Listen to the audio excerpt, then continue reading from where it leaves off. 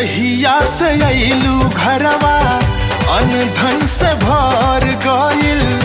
भैया के भाग